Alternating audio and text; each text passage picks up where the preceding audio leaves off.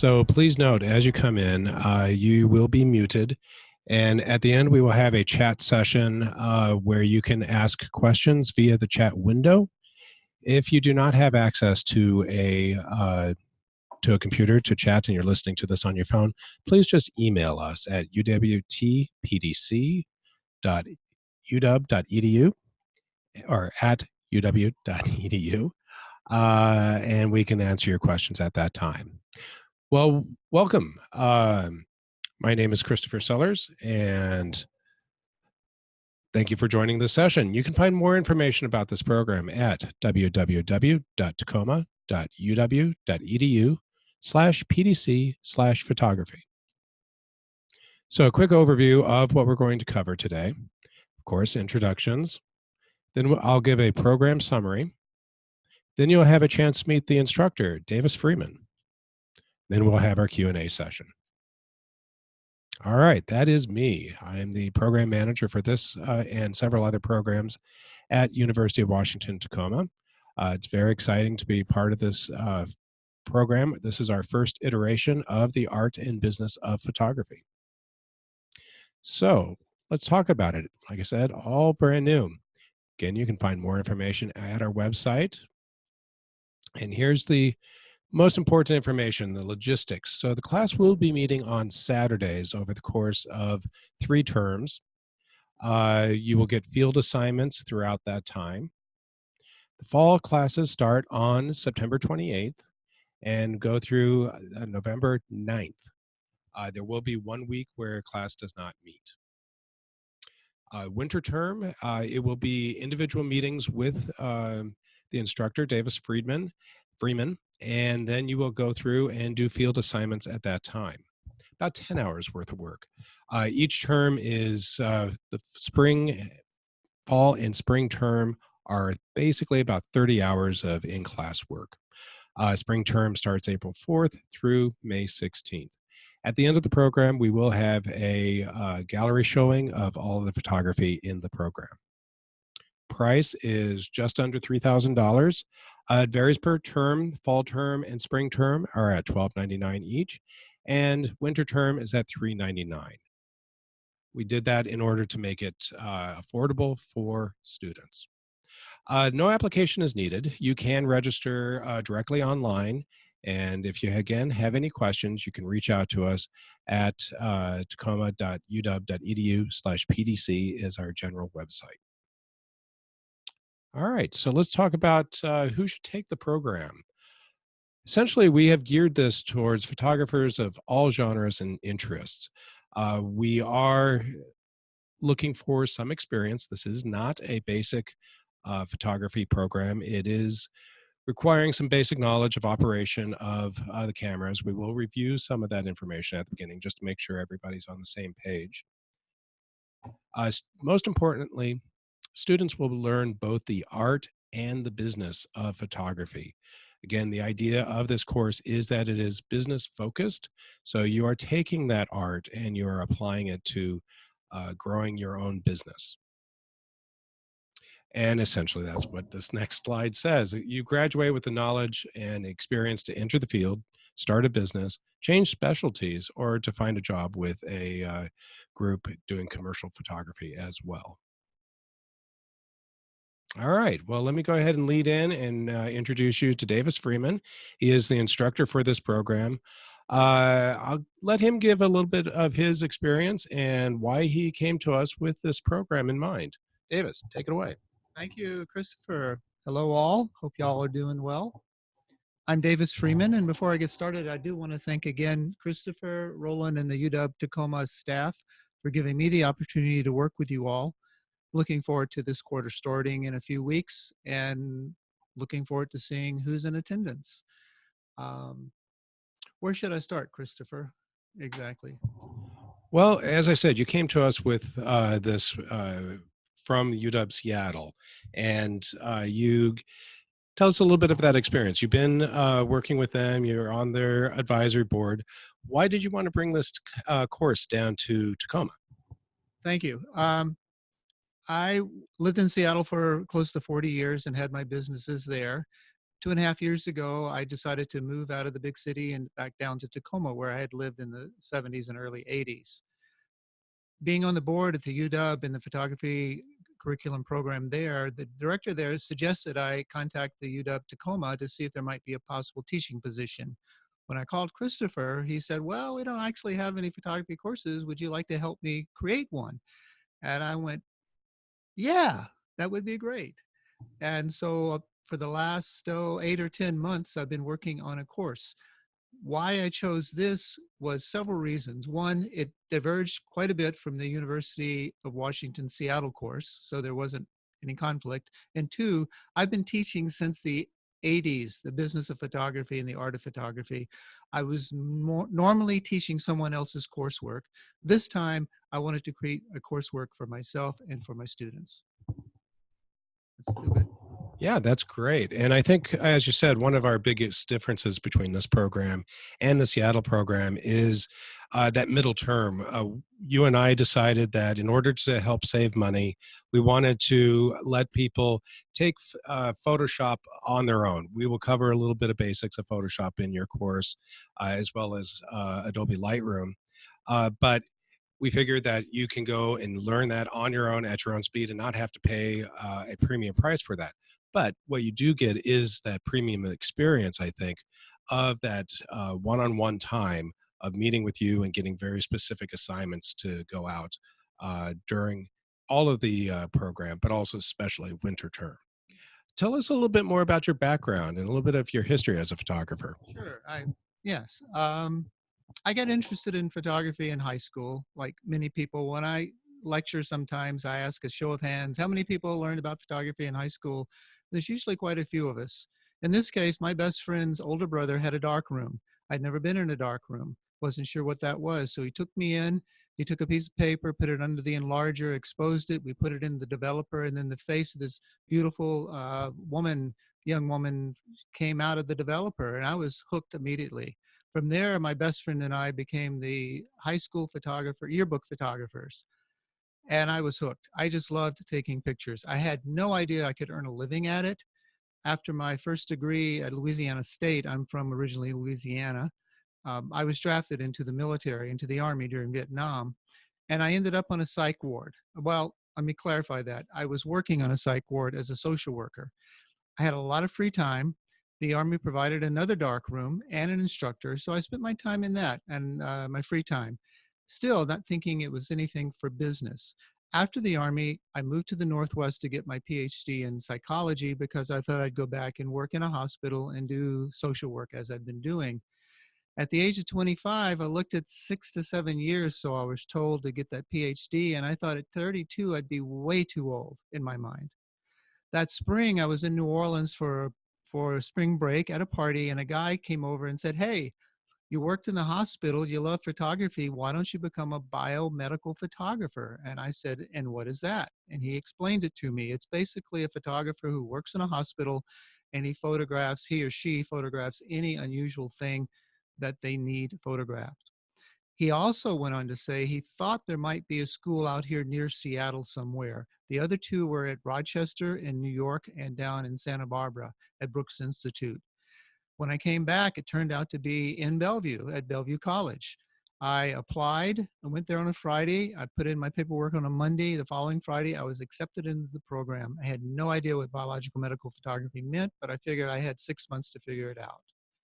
From there, I worked in the hospital for a few years, and it wasn't quite the fit I had hoped it would be, and I had an opportunity to be hired by the University of Washington.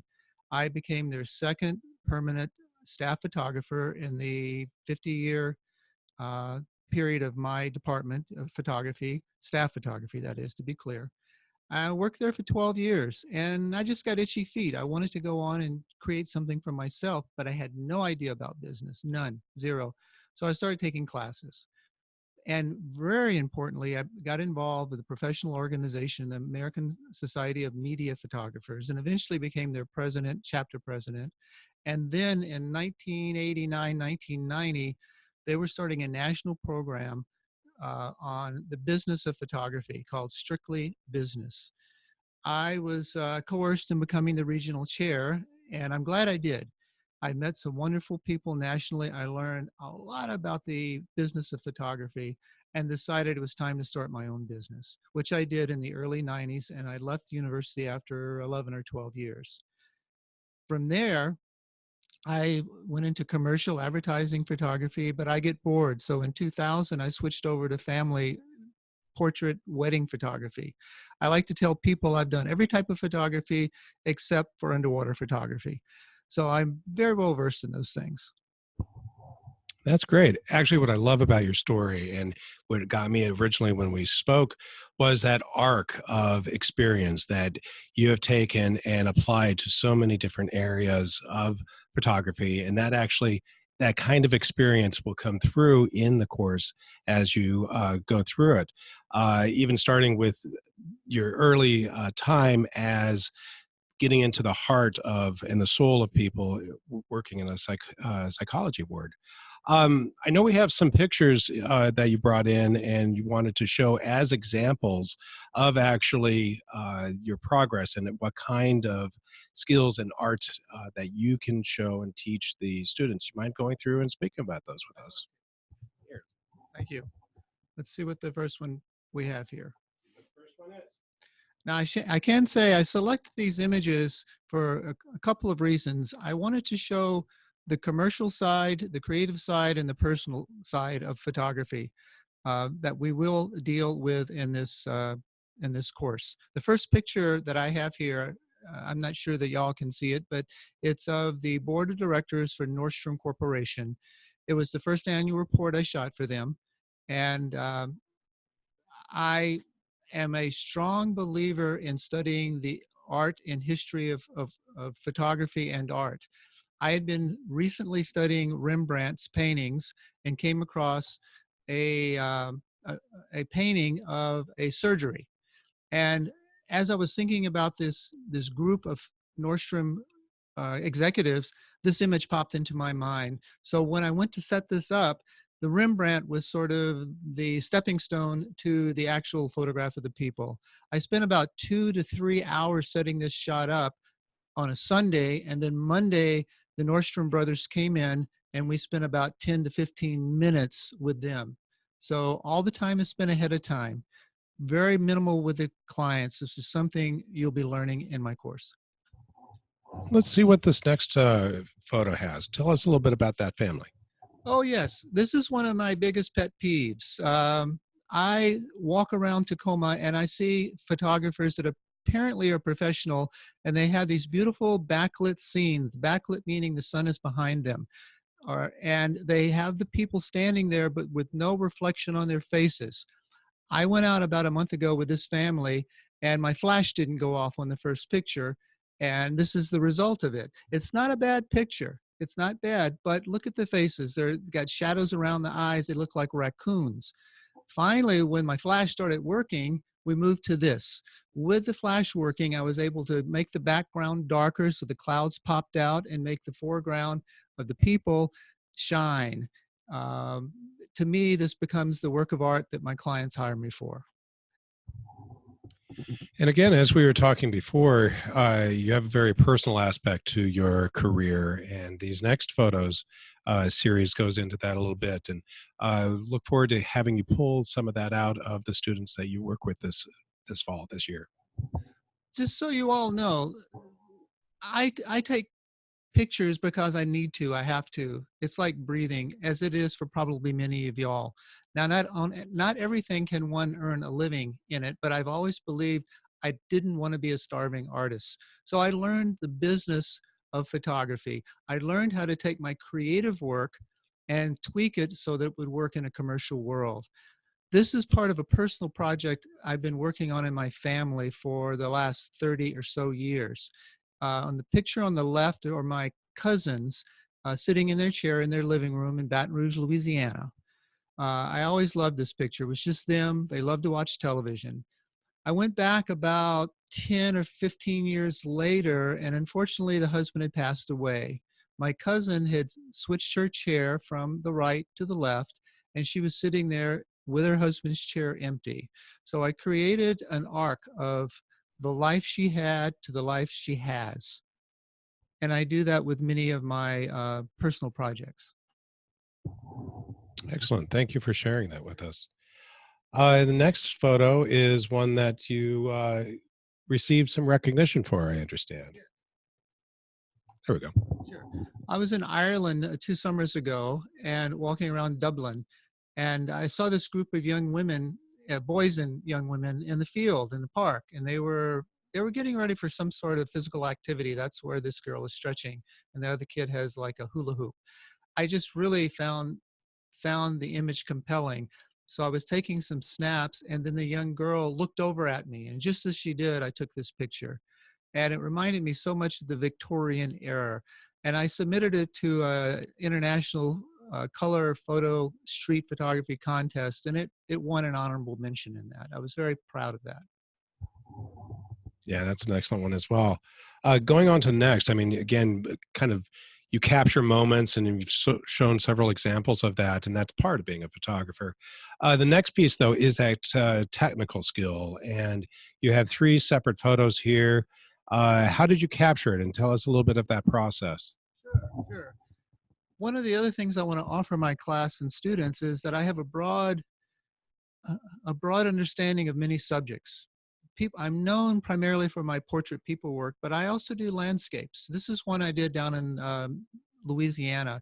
That's the Lake Pontchartrain next to New Orleans. And when I saw this scene, these are cypress trees and cypress knees.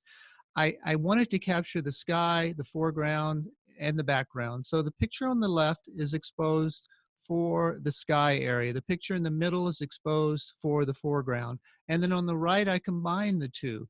Additionally, I wanted those cypress knees to pop. So I went into Lightroom and some Photoshop, and I literally worked on each knee so it came out to the flavor and degree and sharpness that I required. In the end, I had the picture on the right. All right. Well, that actually leads us to the end of the history. Do you have any other thoughts you want to include right now?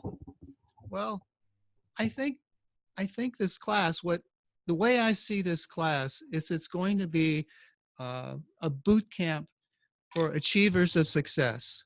I want you all to come in. I want to share with you on a real primal basis how to get involved in the business of the photography as well as developing your artistic style. I've never seen this quite done in this way. It's going to be a lot of boots on the ground, a lot of hands-on field trips, and we'll do a lot of discussions about how to deal with business problems. That's what I want to present to you, so you feel strong in your business access. I find that a lot of photographers are frightened by the business aspect, and you need not be so. At the end of this year, my desire is you will feel comfortable negotiating a deal. And you might even enjoy it. Who knows?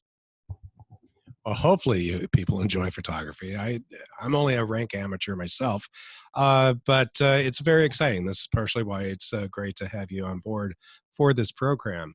Uh, I see a couple people came in at the last minute. I just want to review the course again. Again, this is a year-long program, certificate program, uh, approximately 70 hours total, 30 hours in the fall, 10 hours of work or more if you want to put it in on the winter term, and 30 hours in the spring. Classes will meet on the Saturdays, winter or fall and spring term, and the winter term will be an individualized practicum with you, Davis. So at this time, I'd like to go in and answer some questions. Now, you are muted on here, so please, if you have any questions, type them into the chat box on Zoom, and we will get those into the queue. I do have a couple that have come through already. So the first one was for Davis. Will this class be more art or more business? That's an excellent question. The way I see this class is it's split pretty much down the middle. The spring is going to attend to the creative, visionary art side with a sprinkling of the business to prepare you for the spring. The spring, we're going to flip it. We're going to have a sprinkling of the creatives to complete your portfolios, but then really focus on how to get out there and market it and become successful at it. The winners are basically you working on your projects with me one-on-one. I'm there for you. We'll meet at least twice at the beginning and end of the quarter to create a stronger vision of your choosing. Excellent. And as I mentioned earlier, one of our goals at the end of this is that we will have a gallery showing of the photography as well that might be able to get out to the community directly. So that's our goal. Next question I had here was, Chris, I want to attend, but I'm worried the program might be out of my price range at just under $3,000. Is there any financial aid available? Well, unfortunately, because we are a non-credit program, standard federal student loans are not available. FAFSA is not eligible. However, there are private loans out there through like Sally Mae and such that we've worked with. There's also this program is in the process of being reviewed by the VA for GI post 9/11 funds, so that you can always talk to us about that. There are resources on our website at uh, tacoma.uw.edu/PDC, but you can always reach out and check with us about that. We did try to bring down the cost as much as possible, as I discussed earlier, by letting you go out and do the bulk of the work of Photoshop on your own. And there are other ways to do that. So we have cut this, and it's certainly cheaper than the Seattle program, is one of our goals. Let me take a look. Any other questions? May I say something? Yes, please. If at the end of the year you are successful in promoting your business, the investment you make will be minimal to the return you will have. It was for me in my life, and I hope to help you with that. That's a great point. You talked about taking business classes on your own and how that actually did help in the long run. So yeah, we appreciate that. All right, so I did have another question come up for Davis. I've been shooting for a few years and I want to go into photography, but I don't know what kind of photographer I want to be. Do you have any advice? Would this course help? Yes, I think this course could help. It's a good question. You still need the basics of how a camera works. A DSLR is required. We will be dealing with depth of field, f-stops, shutter speeds, manual, automatic, uh, exposures. So we will cover that stuff, rule of thirds, etc. Depending on where you start, I can help you move in a direction you feel comfortable. Usually after a bit, you know in your gut or your heart what's going to work for you. And I'm going to help you uncover that. Excellent. Well, like you went through many different phases of doing from commercial, essentially commercial photography with the biotech and all of that. So there are a lot of different paths to follow. And actually, I think you kind of touched upon it. One of the questions that came up was, can I use an iPhone for this class? Because most people are using iPhones and they are getting relatively technical. But why are we dissuading people from using an iPhone and bringing in a DSLR? Well, the iPhone is a great tool. I use my iPhone daily and I take pictures daily. But when you reach the level of professional, you need something that has a better image capturer, if you will. Your glass, we call it glass, the lenses, the glass has to be strong and clear. You have to have mobility to zoom in and out. You have to have mobility to control your camera's environment. The iPhone allows you to do a wee bit of this, but not enough. So bring it to class, shoot selfies, but we're going to be focused on the professional cameras for the remainder of the course. All right. Well, we are doing the art and business of photography. That is a professional goal that we have. Looking at the queue, I don't see any other questions. I will give another few seconds for that. Again, basically, this is the information session for the art and business of photography at the University of Washington, Tacoma Professional Development Center. Classes start on September 28th. We do want you to sign up and register as soon as possible. We are closing registrations on September 17th. So please get in your registration as soon as possible. Again, if you have any questions, you can reach out to us at Tacoma.uw.edu/PDC is the general site. And there you can go through and look at the rest of our programs. You can dive in, look at the photography program, and even go back and look at the interview that we did previously with Davis and actually look at his portfolio, which includes some very big names, including the Dalai Lama, if I recall. All right. Well, thank you very much, everyone, and have a great afternoon.